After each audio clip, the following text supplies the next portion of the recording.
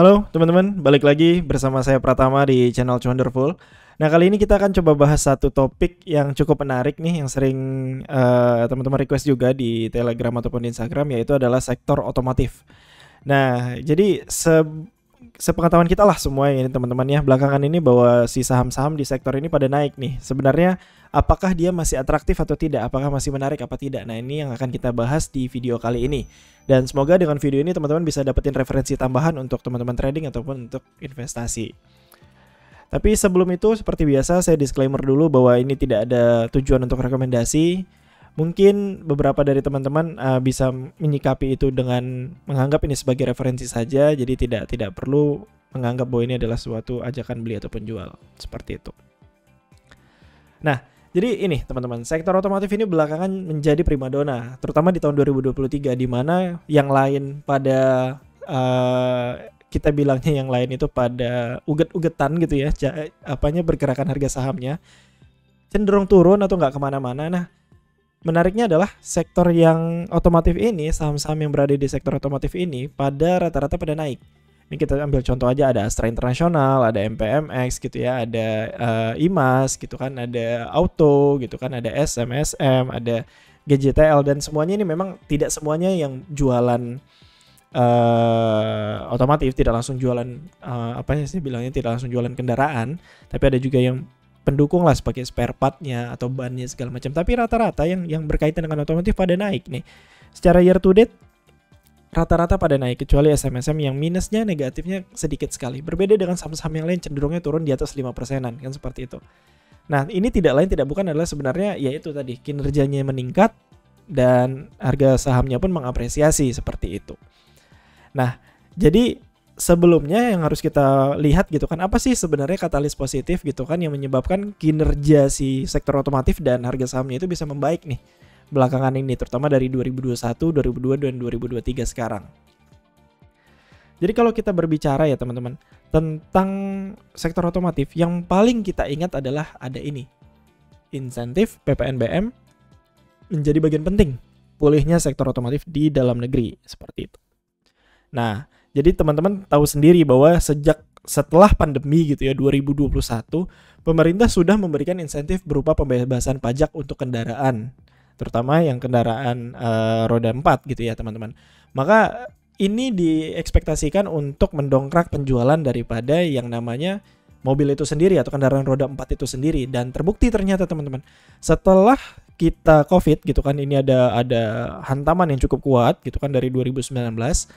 Ternyata sekarang angka penjualannya itu sudah hampir menyamai 2019, bahkan sudah sempat lebih pada akhir Desember kemarin. Seperti itu. Jadi tren penjualan mobil di pasar domestik kita cenderung meningkat sejak diberlakukannya PPNBM.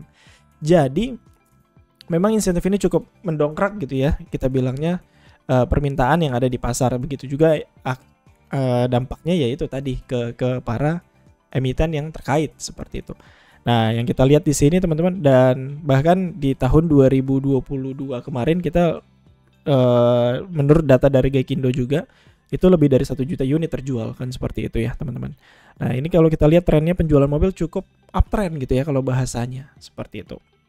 Nah, jadi kan sekarang pertanyaannya gimana gitu kan ke depannya, dan ternyata waktu kita sudah cek juga, walaupun memang insentif PPNBM itu sudah mulai dikurangi pada tahun 2022 dan tahun 2023 juga sudah ditiadakan gitu ya, tapi kita lihat juga bahwa penjualan kendaraan roda 4 per kuartal 1 tahun 2023 masih mencatatkan kenaikan.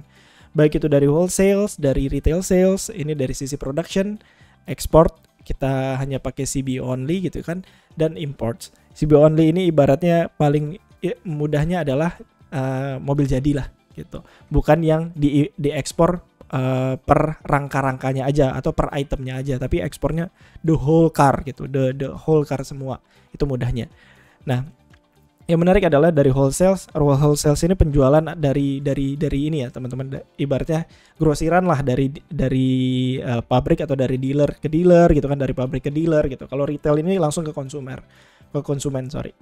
Jadi rata-rata masih tinggi, masih naik ini dibandingkan 2022. Padahal 2022 udah cukup tinggi gitu kan benchmarknya. Nah, dari sisi production juga mengikuti, dan yang menarik adalah di sini dari sisi ekspor yang naik hampir 40% gitu ya, dari 95.000 unit sampai 133 unit sampai kuartal 1 ini. Jadi teman-teman perlu garis bawahi bahwa ternyata memang masih mengalami kenaikan nih tahun 2023. Hal ini tidak heran gitu ya ketika kita melihat salah satu grup gitu kan sudah mengeluarkan laporan keuangan dan hasilnya positif. Baik Auto maupun Astra gitu kan, mereka punya pencatatan positif di kuartal 1 tahun 2023 ini.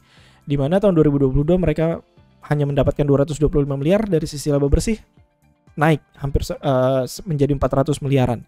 Begitu juga ASI sebagai bapak dari Auto gitu ya, dari ibu dari Auto. Ya begitu juga, naik juga dia dari 6 triliun sampai jadi 8,7 triliun.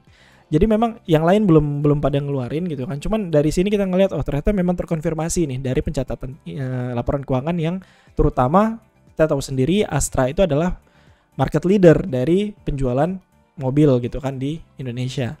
Nah, jadi semoga dengan data ini teman-teman bisa dapat gambaran lebih nih bahwa ternyata trennya sampai detik ini masih ada peluang untuk dia membaik gitu kan. Tinggal kita lihat nanti kuartal 2-nya seperti apa, kuartal 3-nya seperti apa, kuartal 4-nya seperti apa. Tapi per kuartal 1 ini memang terkonfirmasi kinerjanya dengan hasil di lapangan seperti itu. Nah, ini data dari Gaikindo, teman-teman bisa olah sendiri datanya ya, seperti itu. Nah, yang menarik adalah ini ada ekspor. Ini saya kasih clue sedikit lah. Jadi yang mau saya sampaikan di video kali ini adalah sebenarnya gini, jangan lupakan yang namanya pick and shovel play. Nah, pick and shovel play ini adalah kalau teman-teman ngerti istilah ini, itu ibaratnya gini. Jadi dulu itu ada booming emas. Jadi booming emas. Jadi orang pada berbondong-bondong mencari emas gitu kan, jualan emas. Nah, padahal dari sisi bisnis kita tidak boleh melupakan instrumen-instrumen pendukung untuk orang itu mau nambang emas. Paham nggak teman-teman? Jadi kalau misalnya kita lagi booming otomotif, jangan lupakan hal-hal yang mendukung hal tersebut gitu. Nah, ini menjadi clue karena saya dan tim gitu ya sedang melirik satu saham gitu kan, beberapa saham sebenarnya, tapi ada satu saham yang cukup menarik dan dari sisi valuasi dia bagus, cukup murah gitu kan, cashnya cukup banyak, dia memang berhubungan dengan otomotif tapi dia nggak jualan mobil gitu. Nah, nanti mungkin kalau teman-teman tahu boleh komen di kolom komentar gitu kan, nanti kalau ada yang benar kita buatkan videonya khusus seperti itu. Tapi itu nanti aja ke depan. Tapi teman-teman coba pikirin dulu nih, itu mungkin bisa jadi pertimbangan kita ke depannya untuk kita buatkan suatu video analisanya lah seperti itu. Jadi itu yang penting untuk teman-teman ketahui bahwa memang otomotif menarik, tapi yang lain juga ada nih yang bisa disinggung-singgung dari otomotif yang sebenarnya masih menarik sebelum harganya kembali rally lebih tinggi lagi seperti itu. Mungkin itu aja video kali ini, cukup singkat. Jadi yang saya harapkan adalah teman-teman bisa dapat gambaran bahwa memang sektor otomotif memang lagi menarik nih pada saat ini, dan kinerjanya juga masih lagi bagus, dan tren-tren sahamnya juga lagi uptrend. Sampai kapan kita nggak tahu sampai kapan, tapi cukup kita pantau saja gitu kan. Ada yang berkata gitu kan, insentif PPNBM udah dinonaktifkan gitu kan, sudah tidak ada lagi, berarti akan turun. Belum tentu, buktinya aja memang demand-nya masih tinggi sampai kuartal 1 ini. Tapi ke kuartal 2 seperti apa, kuartal 3 seperti apa, ya nanti kita harus lihat lagi ke depannya. Seperti itu. Oke, mungkin sebagai penghujung video, teman-teman yang belum join Telegram kita secara free, boleh klik kolom deskripsi kita, tinggal join aja, dan untuk dapatkan info-info lebih update, yang lebih real time gitu ya, sepanjang market kita buka, seperti itu.